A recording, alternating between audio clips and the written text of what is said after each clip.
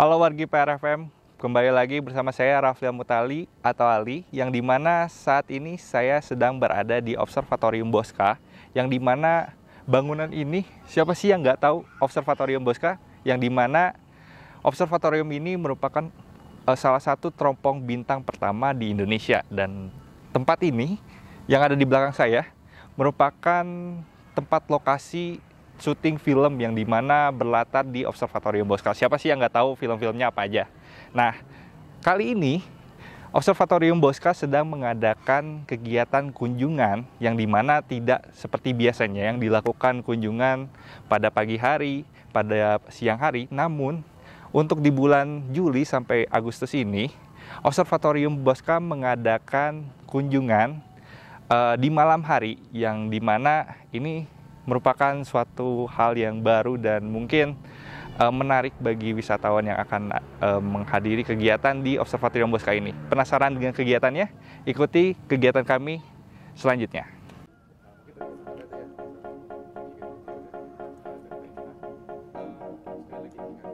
Nah, wargi PRFM, kegiatan kunjungan malam di Observatorium Bosca ini dibagi menjadi dua kelompok, dan nantinya para pengunjung dengan kelompoknya masing-masing diajak untuk berkeliling kompleks Observatorium Bosca sekaligus merasakan pengalaman baru tentang ilmu astronomi. Ya hitam aja gitu. Tapi sebenarnya jadi ruang antar bintang atau di antara bintang-bintang itu ada yang tertampil di depan Bapak Ibu dan adik-adik semua. Ini merupakan rasi juga. Yang mana ya rasinya ya?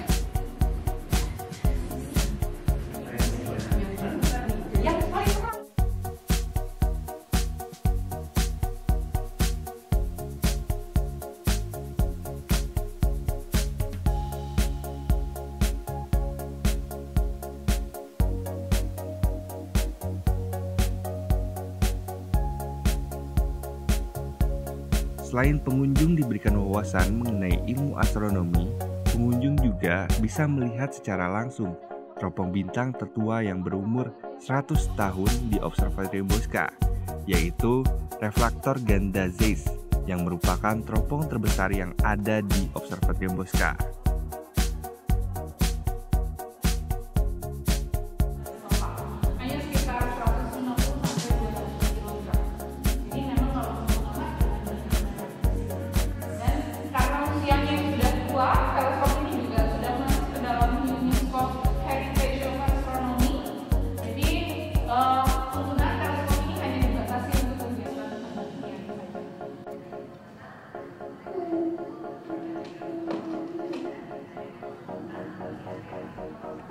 Dengan zenit kemudian akan berpindah lagi.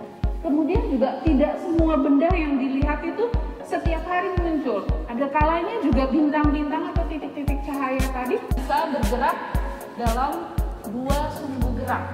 Supaya apa? Supaya dia bisa mengamati objek yang di utara, di selatan, di timur, dan di barat.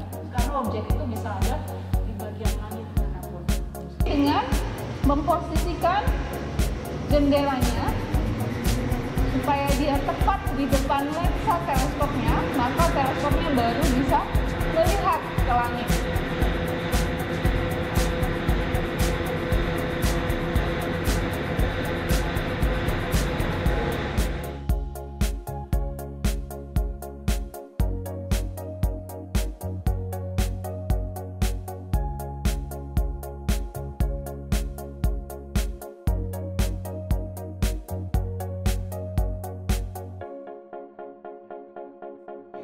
Program ini ya Pak? Iya. Oke, untuk tujuan daripada dilaksanakannya program, kami membuka kunjungan untuk publik, terutama kunjungan malam. Baik pendengar PRFM, saat ini saya sudah dengan Bapak Wijaya selaku wakil kepala ya Pak, wakil kepala Observatorium Bosca, yang dimana nanti saya akan mengobrol terkait dengan Observatorium Bosca sendiri dan terkait dengan kegiatan yang dilaksanakan pada malam hari ini. Baik Pak, selamat malam Bapak, apa kabar? Selamat malam para wargi PRFM.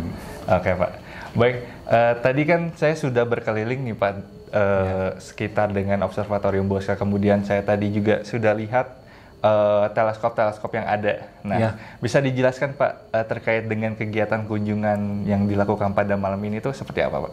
Ya, kunjungan malam ini adalah kita sebut kunjungan malam untuk publik.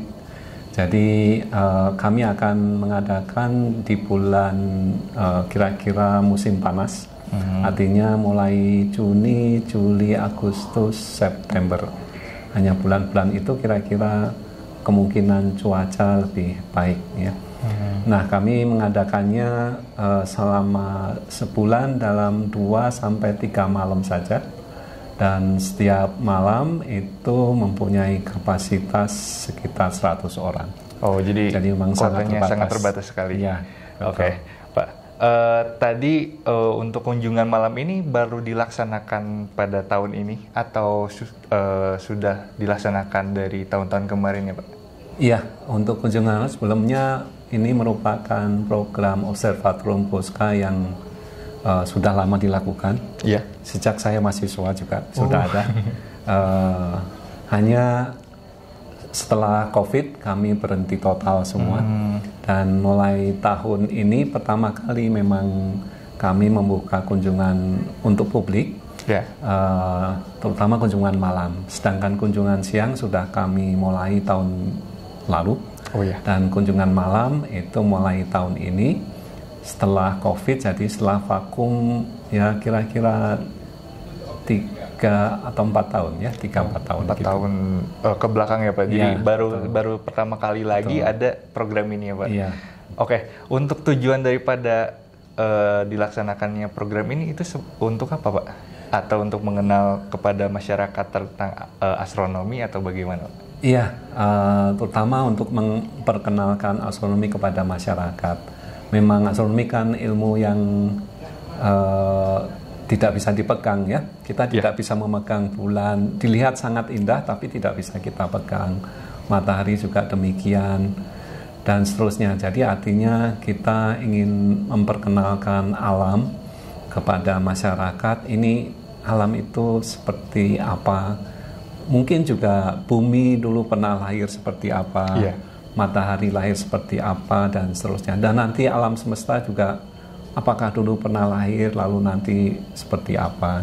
Jadi intinya adalah di alam semesta ini sebetulnya mirip dengan manusia, punya kompleksitasnya, kemudian ukurannya juga macam-macam, ada warnanya juga macam-macam gitu ya. Kemudian juga setiap objek langit itu juga tidak kekal, dulu pernah lahir lalu kemudian mati. Jadi sebetulnya alam semesta ya diri kita sendiri, tapi diri kita yang ukurannya sangat luas. Gitu. Untuk tadi itu lebih mengenalkan lagi astronomi yang ada di luar angkasa ini. Iya, betul. Baik Pak, selain kegiatan ini gitu, Observatorium Bosca ini dilakukan apa ya? Kegiatan yang dilakukan di Observatorium Bosca ini selain dengan pengamatan bintang itu ada terjadwalnya atau bagaimana Pak? Iya, untuk kunjungan siang kami ada jadwal khusus hari Sabtu. Kapasitasnya juga sehari 100 maaf. Kemudian ada kunjungan untuk anak-anak sekolah. Oh, anak-anak sekolah. Iya, itu hari Selasa dan Kamis. Oke. Untuk wargi PRFM nih yang mau mendaftar itu seperti apa sih Pak sistemnya? Mendaftar semuanya via online. Oh, via online. Jadi misalkan untuk kunjungan sekolah silakan mengunjungi laman Observatorium Bosca dan di situ ada form yang harus diisi, kemudian saja waktu yang diinginkan. Ya saja cepat-cepatan siapa yang mau mendaftar di situ. Nah, kalau kunjungan anak sekolah atau sekolah itu dari SD atau dari SD sekolah sampai universitas saja siapa yang cepat duluan itu mendaftar. Nah, khusus untuk kunjungan hari Sabtu dan kunjungan malam itu memang terbatas. Kapasitasnya terbatas dan peminatnya sangat banyak, sehingga mungkin mohon maaf kalau rekan-rekan wargi PRFM harus sedikit berjibaku gitu Betul. untuk mengetikkan dengan cepat gitu. Ya kalau anak muda zaman sekarang itu war tiketnya gitu agak susah banget Iya, buat memang. daftar ke kunjungan Observatorium Boscha ini.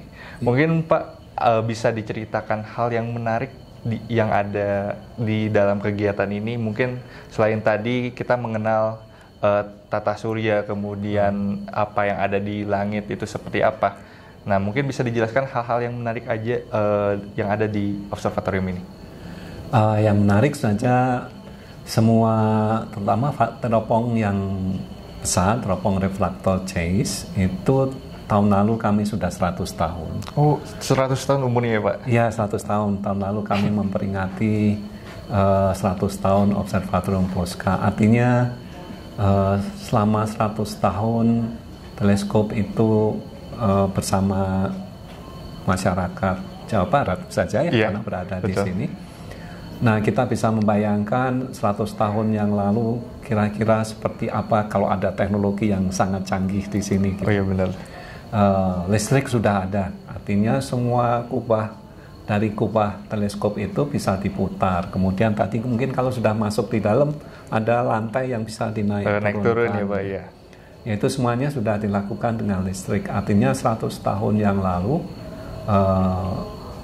kita sudah ada teknologi instrumentasi yang menggunakan listrik gitu. Dan itu harus digerakkan secara mekanik, secara otomatis. Artinya teleskop itu secara otomatis mengikuti pergerakan bintang tanpa dikendalikan manusia. Tapi semuanya itu dilakukan secara mekanik. Jadi secara mekanik teknologi yang luar biasa pada saat itu, dan secara teknologi secara umum juga hal yang unik, sehingga teleskop JAIS yang besar itu diapresiasi menjadi cagar budaya. Sangat-sangat budaya Kabupaten Bandung Barat, provinsi ataupun nasional. Oke. Jadi itu merupakan aset negara yang harus dijaga ya Pak? Iya, betul. Betul. Untuk perawatannya sendiri bagaimana Pak untuk teropong yang sangat besar tersebut, atau ada semacam cara khusus untuk merawat teropong tersebut? Iya, secara khusus memang saat observatorium ini dibangun, mereka juga membangun bengkel yang berada di sebelah ini. Oh ya. Jadi artinya mereka sudah mempersiapkan bengkel mekanik ya, untuk kalau ada kerusakan di teleskop itu. Karena teleskop itu kan sebetulnya kubah dulu dibangun. Iya. Kemudian bagaimana masukkan teleskop yang ukurannya 11 meter. Oh iya, benar-benar. Jadi idenya adalah teropong tersebut dirakit di dalam. Jadi saat dibawa dari Jerman itu dalam bentuk potong-potongan. Kemudian sampai Tanjung Priok, dibawa ke Bandung dan dibawa naik ke sini dalam bentuk potong-potongan. Kemudian baru dirakit di dalam. Dan itu perlu pekerjaan yang besar karena harus sangat presisi. Dan kita bengkel yang kita punya di sini ini juga warisan dari saat observatorium ini berdiri, khusus untuk menangani persoalan mekanik terutama ya, karena hampir semuanya itu mekanik dan saja sedikit kelistrikan. Oke. Baik Pak. Berarti dengan usia teropong yang 100 tahun itu yang sudah tua, tapi masih aktif untuk beroperasi Pak? Iya, masih aktif. Digunakan untuk pengamatan apa aja sih Pak? Nah, teropong itu awalnya didesain untuk pengamatan bintang berdua. Artinya bintang itu seperti matahari, tapi itu ada dua. Jadi semacam satelitnya, tapi sebetulnya dua-duanya merupakan bintang. Nah, mengapa bintang ganda? Karena ternyata hampir 60% bintang di alam semesta ini berdua. Jadi kita ini takdirnya harus berdua, jangan satu ya. Para wargi PRM harus berdua. Gitu. Betul. Harus punya pasangannya. Betul, karena di alam semesta juga kebanyakan juga berdua. Nah, ini merupakan objek yang khusus karena di belahan utara di waktu itu di Belanda dan di Eropa lainnya, objek ini tidak banyak diamati. Jadi sehingga desain teropong Zeiss itu sangat khusus. Dia Pak Boska pergi ke Jerman memberikan desainnya dan tujuannya yang khusus untuk itu.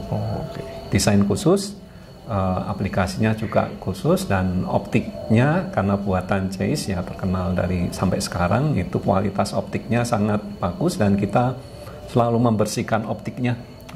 Selain mekanik juga optiknya kita bersihkan rutin sehingga kita bisa memakainya.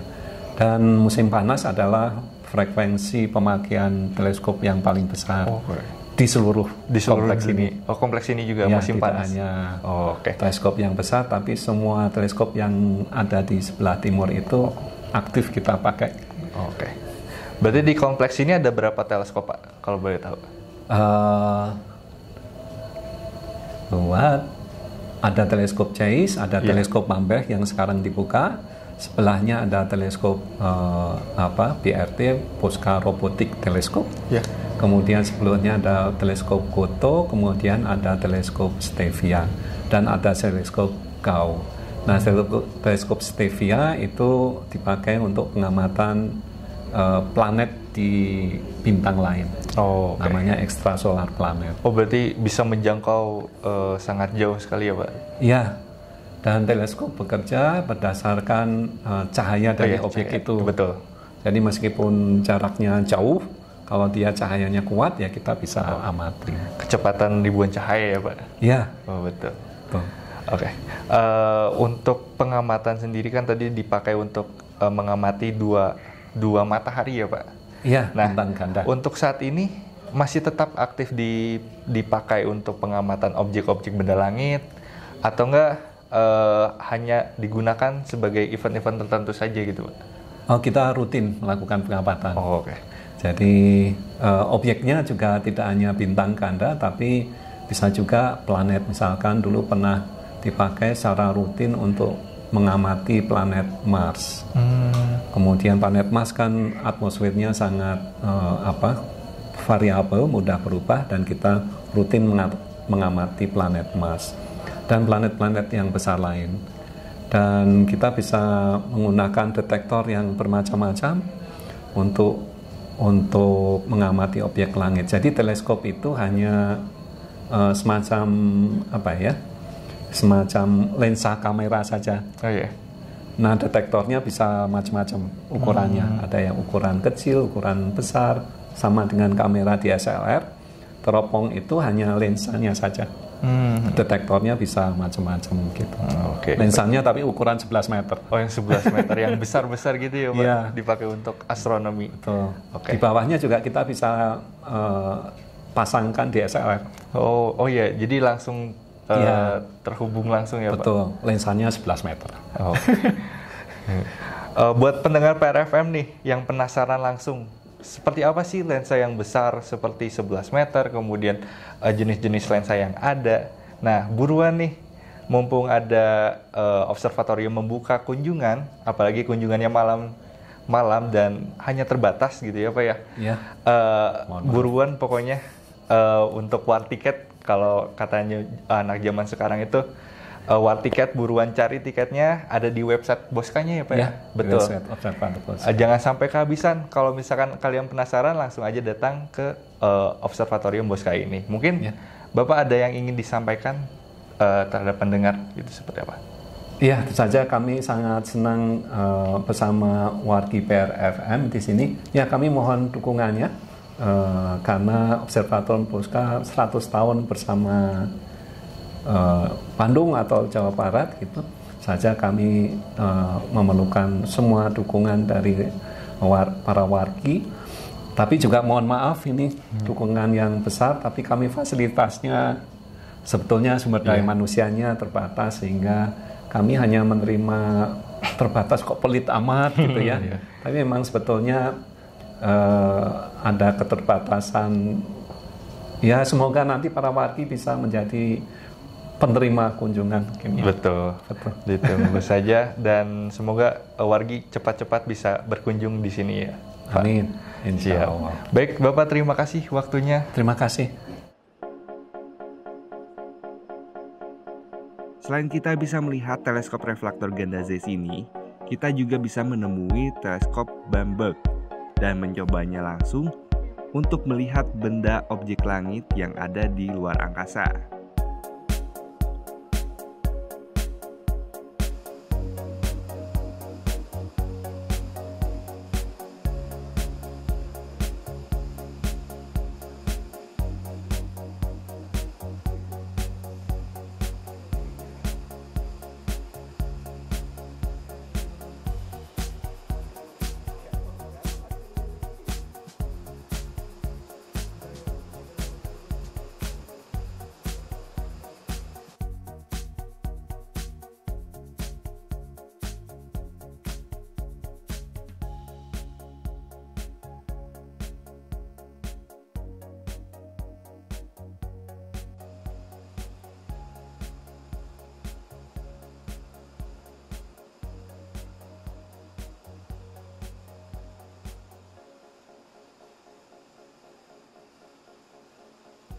Oke.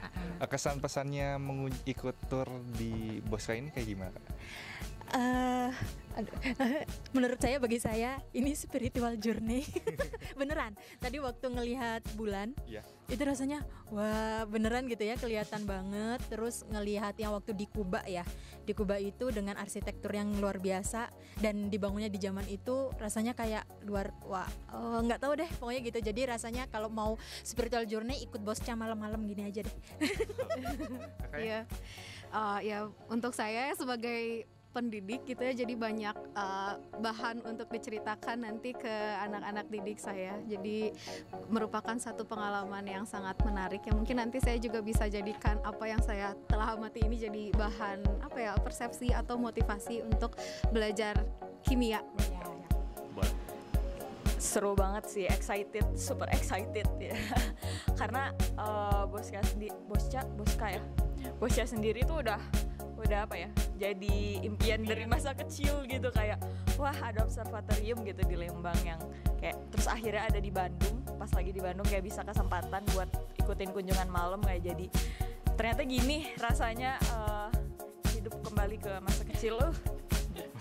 Dari kakaknya mungkin Dari saya sih juga sangat-sangat excited, sangat-sangat ngelihat bintang itu ternyata indah gitu, maksudnya apa yang tidak kita bisa lihat secara mata langsung tuh ternyata pas dilihat di teleskop tuh dia bagus gitu, apalagi pas bulan tuh kan nampak tekstur jadi kayak wow gitu, kayak wonderful lah gitu.